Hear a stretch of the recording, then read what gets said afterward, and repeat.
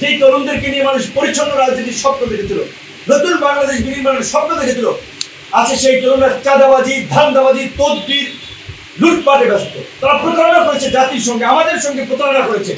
আমরা 15 দিনের 20 দিনের আন্দোলনের মিডিয়া কভারেজে নেতা হইলে হঠাৎ করে নেতা গজে উঠি নাই। আমাদের ধারাবাহিক গত এই 7-8 বছরের ধারাবাহিক লড়াই সংগ্রামে রাজপথের রক্ত এবং ঘাম আমাদের এই রাজপথের পিচের সাথে আমাদের মিশে গেছে। মুক্তিযুদ্ধের মধ্যে দিয়ে তো আমরা একটা স্বাধীন সার্বভৌম ভূখণ্ড পেয়েছি। এই জুলাই গণঅভ্যুত্থান হয়েছে তার অর্ধ শতাব্দী পরে। সেখানে 71-এর মুক্তিযুদ্ধ, এই 47-এর আন্দোলন, অমুক এই সমস্ত ইতিহাসের এত আপনার উদ্ধৃতি ঘোষণাপত্রে থাকার দরকার ছিল না। গণঅভ্যুত্থান হয়েছে গত 16 বছরের ফাঁসিবাদের কারণে। 16 বছরের 3টি নির্বাচনে জনগণকে ভোটাধিকার থেকে বঞ্চিত করা হয়েছে, নির্বাচন থেকে বঞ্চিত করা হয়েছে। 16 বছরের একদিনের শাসন কায়েম করার জন্য ধারাবাহিকভাবে যে ঘটনাগুলো ঘটেছে, এই সামরিক বাহিনীকে পঙ্গু করার জন্য পিলখানা হত্যাকাণ্ড, আলেমুল আমাদেরকে এই হত্যা করার জন্য শাপলা চত্বরের ঘটনা, এবং এর মধ্যে মোদী বিরোধী আন্দোলন, প্রাইভেট বিশ্ববিদ্যালয়ের শিক্ষার্থীদের আন্দোলন, এবং সবচেয়ে মোমেন্টাম তৈরি করছে কোটা সংস্কার আন্দোলন এবং নিরাপদ সড়ক আন্দোলন। মূল ঘটনাকে এড়িয়ে একটা স্পষ্ট ইতিহাস কার সাথে উপস্থাপন করা হয়েছে, কারের সাথে জড়িত ছিল, আমরা সেটা জানতে চাই। তারা প্রতারণা করেছে জাতির সঙ্গে, আমাদের সঙ্গে প্রতারণা করেছে। আমরা 15 দিনের 20 দিনের আন্দোলনের মিডিয়া কভারেজে নেতা হইলে হঠাৎ করে নেতা গজে উঠি নাই।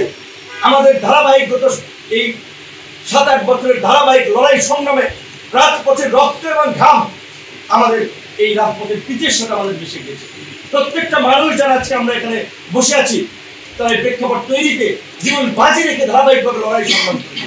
এমনকি এই টিভি হারুনের ভাতের হোটেলে গিয়ে যখন অনেকে কম্প্রোমাইজ করেছে, বাধ্য হয়ে কিংবা কম্প্রোমাইজ করে যখন আন্দোলন প্রত্যাহার করেছে, তখন আমরা 2 দফা রিমান্ডের মধ্যে থেকে আমরা আপনার বজ্র ধ্বনি তুলে আমরা কিন্তু পরিষ্কারভাবে বলেছিলাম যে 90% পতন হয়ে গেছে, আর 10% বাকি আছে, সেটা জন্য ধাক্কা দিতে হবে।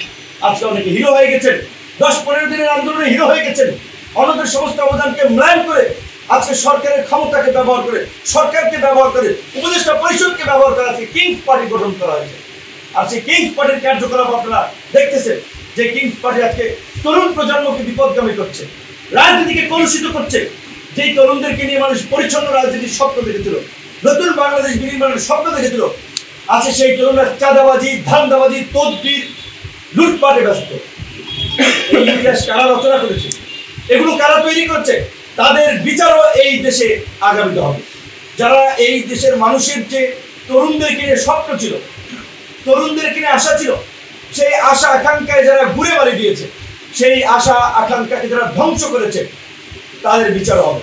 আজকে তরুণ হিসেবে আমরা নিজেরা প্রশ্নের সম্মুখীন হচ্ছি, তোমাদের ভাই বন্ধু সহকর্মীরা এগুলো কি করছে। তাই সরকারকে বলতে চাই, আপনারা আশকারা দিয়ে এগুলো করেছেন, আপনাদের দায় রয়েছে। সেই দায় মোচনের জন্য হলে অন্তত এই আন্দোলনের অন্যান্য অংশীদারদেরকে যথাযথ মূল্যায়ন করে এই ঘোষণাপত্রে তার সঠিক আপনারা বিবৃতি জাতির সামনে প্রকাশ করবেন। এবং আগামীতে যে জুলাই ঘোষণাপত্র হবে, সেই জুলাই ঘোষণাপত্রের কিভাবে আগামীতে যে জুলাই সনদ ঘোষণা করা হবে, সেই জুলাই সনদে কিভাবে সকলের আকাঙ্ক্ষাকে প্রকাশ করা যায়, অংশীদারদের ত্যাগের মূল্যায়ন কিভাবে করা যায়, তাদের ইতিহাসকে কিভাবে তুলে ধরা যায়, এবং এই জুলাই সনদকে আপনার মেঘনা কাটার মতো এইটা জাতির মুক্তির সনদে রূপান্তর করা যায়, আইনি ভিত্তি দেওয়া যায়, সেই বিষয়ে আপনারা পদক্ষেপ নিন, আলাপ আলোচনা করুন।